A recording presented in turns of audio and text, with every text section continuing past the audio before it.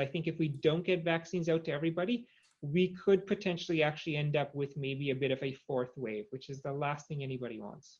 So far, Niagara region has only identified one case of the COVID variant B1617, first discovered in India, but Medical Officer of Health Dr. Mustafa Hirji expects the cases are actually much higher because it can only be identified after lab sequencing. The B1617, right now Ontario does not have a screening test to identify that. He says the India variant is taking over in the UK and causing cases to spike again there. Often what's occurred in the UK eventually comes over to Ontario maybe a month or two later, and this is perhaps a warning cloud on the horizon for us. Ontario data show that variants are decreasing in proportion to regular COVID, which doesn't make sense, Hirji says. I think it is growing. It's not being picked up as a variant because we can't screen for it.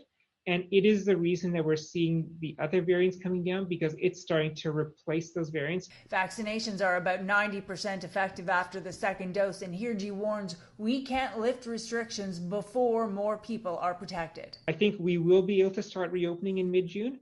We just need to be very cautious and careful as we proceed to that reopening to make sure we don't make a mistake similar to what happened in February and March. About 20% of those 80 and older have had a second dose so far in Niagara. Another 10 to 15% have signed up for an early second dose. Lisa Hepfner, CHCH News.